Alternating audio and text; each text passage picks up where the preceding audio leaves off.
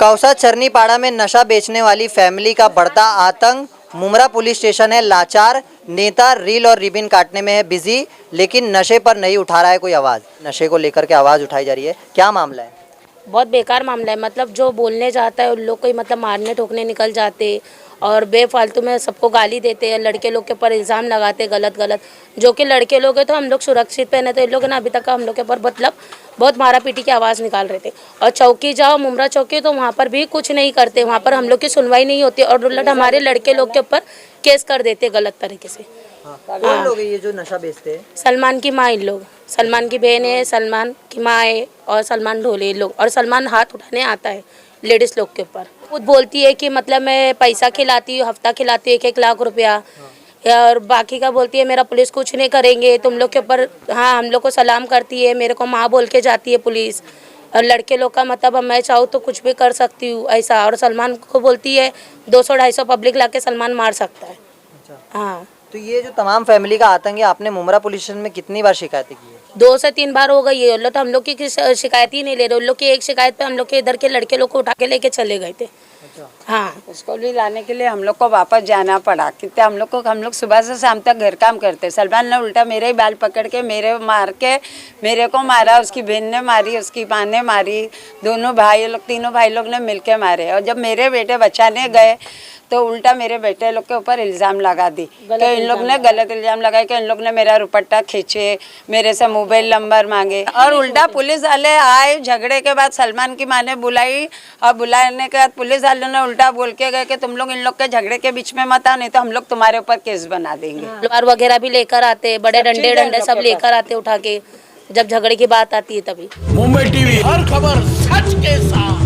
मैं हूं अफजल शेख और आप देख रहे हैं मुंबई टीवी। मैं इस वक्त चरनीपाड़ा में मौजूद हूं। यहाँ के जो दानिश चौल है, MS चौल है, रूबी चौल है और रिजवान चौल है, ऐसे तमाम चौल के रहवासी एक नशा बेचने वाली फैमिली के आतंक से परेशान है। परिणाम ये है कि पूरा चरनीपाड़ा में इसी दहशत है कि उनके खिलाफ अगर कोई आवाज़ उठाता है तो उनके ऊपर ही मुमरा पुलिस स्टेशन मामला दर्ज कर देता है। और ये तमाम लोग अभी हमारे साथ देखने को आपको मिलेंगे। और ये लोगों का विरोध कैसा है कि ये लोग पुलिस स्टेशन तक जाते हैं, लेकिन मुमरा पुलिस स्टेशन इस मामले पर ज़्यादा संज्ञान नहीं लेती और नशा विक्रेताओं पर लगाम लगाने की बजाय जो है वो ढीला रवैया अपनाती है। हालांकि इस मामले पर राजनीतिक लोगों का भी ध्यान जाना चाहिए, क्योंकि मुमरा में नशे का व्यापार कैसे होता है और कैसे इस पर लगाम लगानी चाहिए उस पर किसी की चर्चा नहीं। हमारे साथ ये तमाम चौल के रहवासी है जो बताएंगे। क्या नाम है आपका? खाला। मुस्कान। तो ये जो तमाम चीज़ों की यहाँ पर घटनाएं हो रही है, नशे को लेकर के आवाज़ उठाई जा रही है, क्या मामला है? बहुत बेकार मामला है। मतलब जो बोलने जाता है उन लोग को ही मतलब मारने ठोकने निकल जाते और बेफालतू में सबको गाली देते हैं। लड़के लोग के ऊपर इल्ज़ाम लगाते गलत गलत, जो कि लड़के लोग हैं तो हम लोग सुरक्षित पहने तो इन लोग ना अभी तक हम लोग के ऊपर मतलब बहुत मारा पीटी की आवाज़ निकाल रहे थे। और चौकी जाओ मुमरा चौकी तो वहाँ पर भी कुछ नहीं करते, वहाँ पर हम लोग की सुनवाई नहीं होती और उल्टा हमारे लड़के लोग के ऊपर केस कर देते गलत तरीके से। कौन लोग हैं ये जो नशा बेचते हैं? सलमान की माँ इन लोग, सलमान की बहन है, सलमान की माँ है और सलमान ढोले लोग। और सलमान हाथ उठाने आता है लेडीज़ लोग के ऊपर। अच्छा, ये कितने सालों से नशा बेच रहे हैं? ये 5-6 साल से नशा बेच रहे हैं। मुमरा पुलिस को जानकारी है इसकी? जानकारी है, वो खुद बोलती है कि मतलब मैं पैसा खिलाती हूँ, हफ्ता खिलाती हूँ 1-1 लाख रुपया। और बाकी का बोलती है मेरा पुलिस कुछ नहीं करेंगे तुम लोग के ऊपर। हाँ, हम लोग को सलाम करती है, मेरे को माँ बोल के जाती है पुलिस।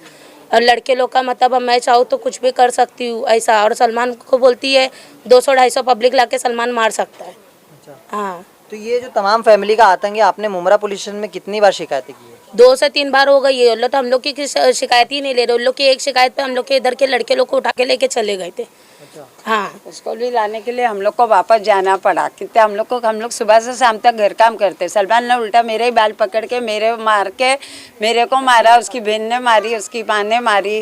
तीनों भाई लोग ने मिलके मारे। और जब मेरे बेटे बचाने गए तो उल्टा मेरे बेटे लोग के ऊपर इल्ज़ाम लगा दी कि इन लोग ने गलत इल्ज़ाम लगाए कि इन लोग ने मेरा दुपट्टा खींचे, मेरे से मोबाइल नंबर मांगे। अब मेरे घर में तो कोई लेडीज़ नहीं है, मेरे को 4 बेटे, तो माँ को बचाने बेटे जाएंगे क्या कोई लेडीज़ जाएंगी?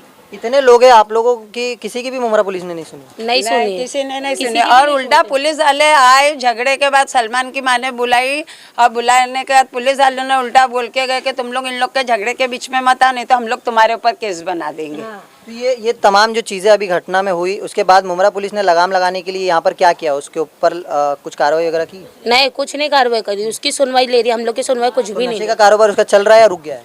चल रहा है, पर इधर से नहीं बेच रही है, दूसरी जगह बेच रही है, ऊपर सर्विस सेंटर के पास में बेच रही है माल। क्या क्या बेचती है? गर्दा बेचती है, छिट्टी। तमाम मतलब नशे के सामान। हाँ, और यहाँ के लड़के लोग को बहुत बेकार धमकी दे के रखी है। तो पुलिस में इन लोगों का कुछ रिकॉर्ड है आपराधिक? हाँ, बहुत है।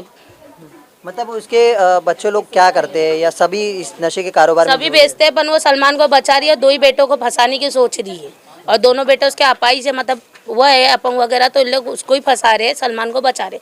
सलमान लेडीज लोग के ऊपर हाथ छोड़ता है, बेफालतू गाली गलौज करता है। अच्छी बात है, सलमान मारेंगे वो चल आपको? जाएगा। हाँ। सलमान ने मेरे को ही मारा है, जब तो मेरे मेडिकल वगैरह पुलिस स्टेशन ने देखा था? मैंने अपना कलवा हॉस्पिटल में जाके करा के रिपोर्ट भी लेकर आई हूँ।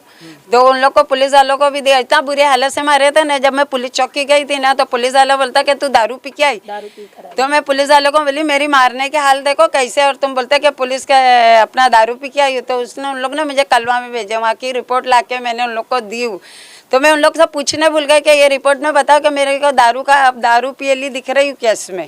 तो ये जगह पर जिस तरीके के तमाम लोगों की नज़र रहती है, राजू अंसारी, रेहान पीतल वाला, कोई नगर सेवक जैसे यहाँ पर आया नशे के विरोध? नहीं, कोई भी नहीं आया। हम लोग गए, राजू भाई इन लोग के पास में भी गए, वहाँ पर भी हम लोग की सुनवाई नहीं हो रही, वो लोग भी कुछ कर रहे नहीं है। वो वहाँ जाके रो रही है, धो रही नशा है। कैसे रुकेगा अगर आप लोग विरोध कर रहे हैं, कोई आवाज नहीं उठाएगा? तो कितना आपको डर बना हुआ है? बहुत डर है हम लोग को, डर तो हम लोग को बहुत है, लड़के लोग को डर है। जाते हैं ना, आते हम लोग काम पे जाते हैं ना, आने के टाइम पे भी बाईपास से ना हम लोग को बहुत डर लगता है कि कोई पीछे से मार नहीं दे, क्या कुछ कर नहीं दे। है सामान, बड़े बड़े सामान है, चाकू वगैरह भी है और तलवार वगैरह भी लेकर आते हैं, बड़े डंडे सब लेकर आते उठा के, जब झगड़े की बात आती है तभी।